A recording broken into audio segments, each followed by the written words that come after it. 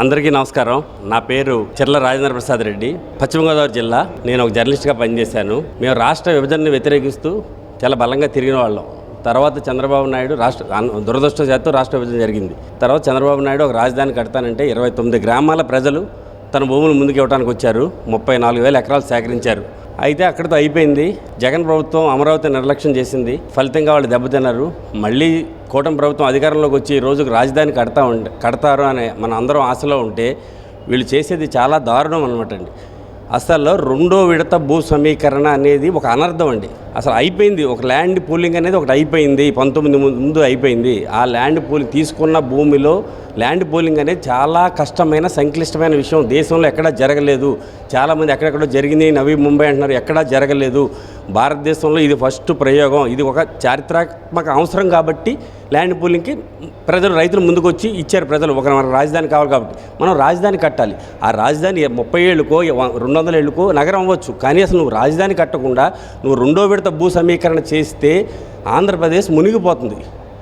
మన వరదల్లో ఇది నీళ్ళలో మునిగిందో లేదో నాకు తెలియదు, నేను అమరావతి వెళ్ళలేదు కాబట్టి. కానీ రెండో విడత భూ సమీకరణ చేస్తే ఆంధ్రప్రదేశ్ మునిగిపోద్దండి. ఏమనుకుంటున్నారు? ఇది ఏంటి? రైతులు ఏం చేస్తారు? ఎక్కడ ఏం చేస్తారు? అని తీసుకున్న భూములు అలా పెట్టేస్తారా? మొదట విడత తీసుకున్న దాంట్లో మీరు మొదట్లో 19కి ముందు కొంత వర్క్ మొదలుపెట్టారు, టెండర్లు పిలిచారు.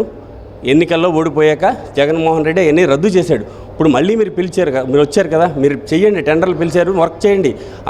అక్కడ ఫ్లాట్లు డెవలప్ చేసామండి, ముందు రోడ్లు వేయండి. అందరూ ఏమడుగుతున్నారు ఈ రోజున? నీళ్ళకి అక్కడ ఆ రోడ్ల పక్కన అయ్యో తవ్వితే ఎన్ని నీళ్ళు ఆగిపోయాయంటే ముందు మీరు ఇక్కడ రోడ్లు వేయండి. వరద రాకుండా కాలువలు తవ్వండి, రిజర్వాయర్లు కట్టండి అంటున్నారు. ముందు ఆ పని చేయండి. 34,000 ఎకరాల్లో ఈ రాష్ట్రంలో దురదృష్టం ఏంటంటేనండి, మేధావులు ఎవరో లేరు. ఏదో చంద్రబాబు నాయుడు విజనరీని అవన్నీ మాకు సంబంధం లేదండి. అక్కడ 34,000 ఇచ్చారు. వాళ్ళకి ఎంతకాలం కౌలు ఇస్తారు?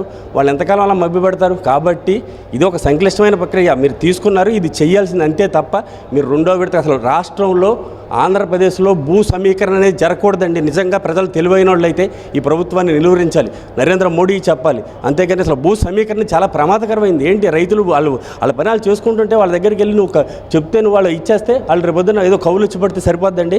ఆ కౌలు కూడా సరిగ్గా రాదు కదా ప్రభుత్వం మారితే. నిజంగా వాళ్ళు జీవనాభివృద్ధిని దెబ్బతీస్తాం కదా. వాళ్ళ గ్రామాల్లో ఎలా జీవిస్తారు? ఎన్ని ఇలా పక్కన పెడితే ఎట్టి పరిస్థితుల్లో ఈ రిటర్నబుల్ ఫ్లాట్స్ ఇవ్వడానికి, ఈ 29 గ్రామాల్లో రిటర్నబుల్ ఫ్లాట్స్ ఇవ్వడానికి ప్రభుత్వానికి 10 ఏళ్ళు పడుతుందండి ఇలా వర్క్ జరిగితే.